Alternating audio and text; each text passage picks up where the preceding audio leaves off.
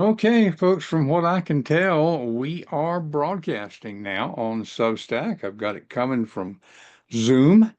If you happened to tune in a little while ago, could not tell that for sure. Yeah, it looks different, in this interface. All I'm seeing, honestly, is my Zoom window. But when I messed around with it a little while ago, didn't think I was connected, stopped everything, and then after a few minutes, it actually showed up in my Substack interface, that it had been there. There was a recording anyway. And it was a recording of what I had said while I was trying to get it to work. So I'm not sure how I feel about this. It didn't look like to me that it sent out an email when it started, which if I were going straight to Substack, it would send an email. So I guess we'll see how this works. I tagged Kevin Tomlinson on a post since I'm just looking at the sub or the Zoom interface. Even if Kevin were to try to get in here, I don't know whether he would or not. I guess I'd have to send the Zoom link. Um, I don't know. We'll figure it out because it's always changing. There's always new stuff. I really like Substack and a lot of stuff about it. So this is just something else to have to figure out, I think. I'm not going to keep you looking too much at the geeky stuff. I will evaluate it later and see whether this is going to be a viable thing going forward. If it works, it works. I mean, one of the reasons that I want to do it this way, I've got a good green screen, but there's a lot of times that I don't want to set it up. And if I go straight to Substack, if I don't want you to see the clutter behind me, I have to put up the green screen. At least when I'm using Zoom, I can use its virtual green screen. That's not great. I mean, you see my hair kind of flipping around here. It would be better if I had my actual green screen up, but this just makes it a little simpler, a little easier. Again, I'm not sure how I feel about it. I mean, I've done professional audio production and podcasting and stuff for so long. There's a certain pride in the professionalism. But on the other hand, I think a big part of Substack is the casual interaction, the authenticity.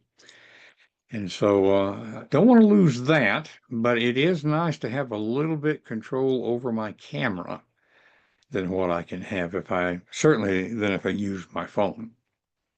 Anyway, a few things for us to talk about here. I appreciate the community here. Another thing that's different about this, I can't tell if somebody happens to be commenting on the Substack Live. I mean, I've just got my Zoom interface here.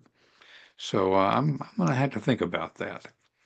Anyway, um, Anchored for the Storm, that is the upcoming book of devotionals for caregivers. I've got it all up on the retailers. It's in pre-order right now. You can pre-order the ebook if you have an interest in that.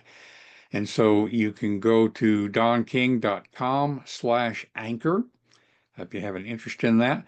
The print books will likely actually be available sooner than the official release date. The official release date is May the 24th. And pre-orders don't really work with print books, or if they do, I haven't figured out how to do it. So I may go ahead and just publish them. I'm pretty proud of the book. I think it looks good. It's got a good cover. You can kind of see one view of it, right over here, Anchored for the Storm. And I think the interior has turned out nicely. So I hope that it will be a source of support for people who are facing caregiving situations. Anyway, that should be coming up. I've already mentioned that Substack has made some big changes for Substack Lives, and that's part of what I'm experimenting with tonight. So if this is working right, I'm actually able to route through Zoom, which means that someone can be on here with me easily. They made changes not too long ago to where it's fairly easy for me to bring a guest on in a Substack Live, but they have to set up a Substack account, which, more and more people are doing so anyway. But if they have not already done a Substack account, it's just one more hurdle. And I thought, okay, just about everybody in business, at least these days, seems to have Zoom. If I could just get them into a Zoom meeting and then output that to Substack, then it makes it simpler for the guest. On the other hand, if we can't see the chat, then I don't know. I have to think about it. Anyhow, I'm already kind of taking a break from the podcast. Those of you who've known me for a while know that we've been doing the alignment show for a while. The alignment show is a show where we talk with people who have realized life is short. You don't want to spend it doing stuff that doesn't really matter to you. We put it in short terms by saying we want to help you live your values so you can value your life. And I think the podcast has value, no pun intended, over 100 episodes at this point. But it takes me a lot of time, and I'm kind of a combination of burned out and dealing with grief from the loss of our daughter still. And so I was taking a little break from it, but I may just move everything over to Substack Live. I'm figuring out that I could take the recordings from our Substack Lives and put them on the podcast channels. There would be little or no pre-production or post-production, so it would save me time. And I really like the spontaneity of Substack. It's not driven by the usual social media algorithms. So they're changing fast enough, they're growing fast enough that I've got to figure out how all of that would work, but it's something I'm experimenting with. Now, the other thing that I wanted to do today, obviously, this is May the 10th, 2026. It is Mother's Day in the United States. And there's a lot of mixed emotions around Mother's Days, Father's Days, for a lot of reasons. My own mother and Janet's mother died in 2011, just a couple of months apart from each other. And a lot of people share that kind of mixed emotion. There's also the fact that you don't want to assume that every male is a father, that every female is a mother.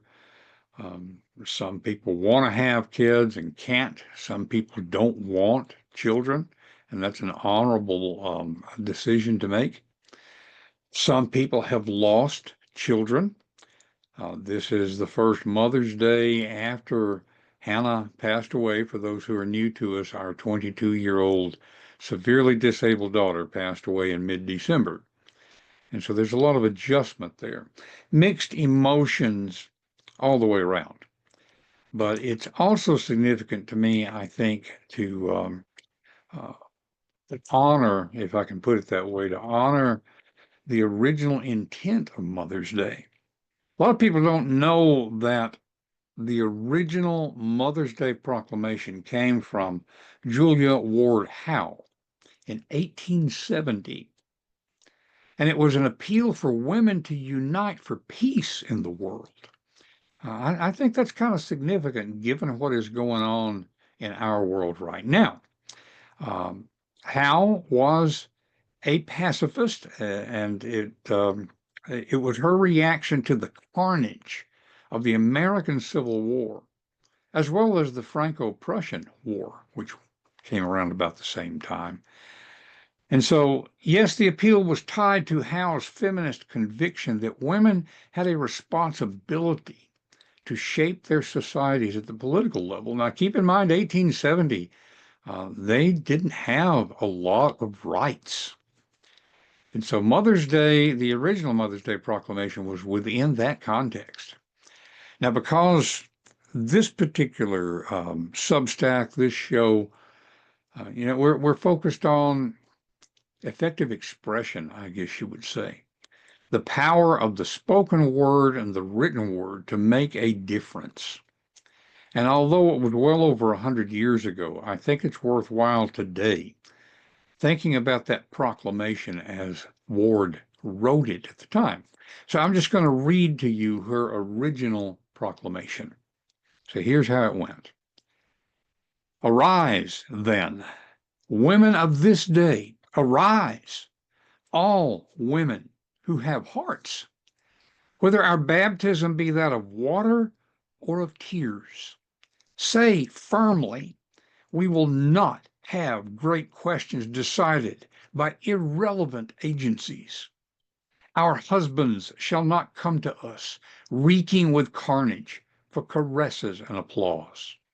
Our sons shall not be taken from us to unlearn all that we have been able to teach them of charity, mercy, and patience.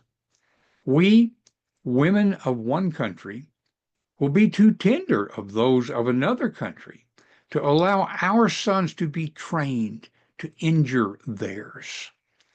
From the bosom of the devastated earth, a voice goes up with our own. It says, disarm, disarm. The sword of murder is not the balance of justice. Blood does not wipe out dishonor, nor violence vindicate possession.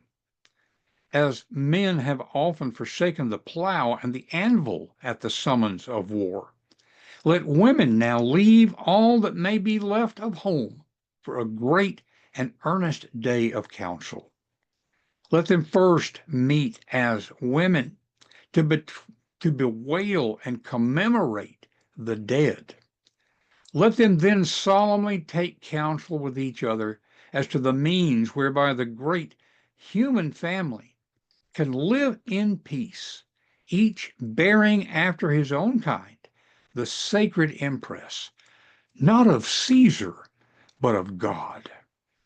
In the name of womanhood and of humanity, let me correct that. You got my tongue tangled. In the name of womanhood and of humanity, I earnestly ask that a general Congress of women without limit of nationality may be appointed and held at some place deemed most convenient and at the earliest period consistent with its objects, to promote the alliance of the different nationalities, the amicable settlement of international questions, the great and general interests of peace.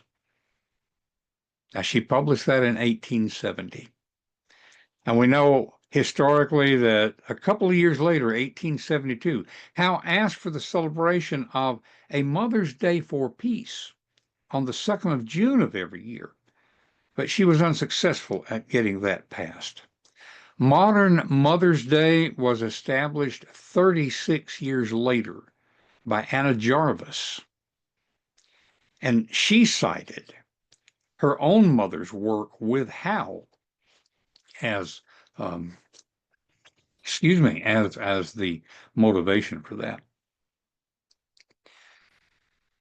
Significant.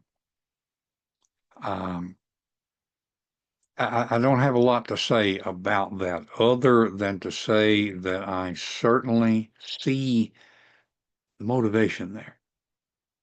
Worthwhile honoring what Mother's Day was supposed to be about. The universal sense of mothers everywhere at the loss of their children because of their sacrifice, I guess we would say, to the ambitions of nations. Well, that's about all I've got this week. We'll figure out a little bit more about the technology.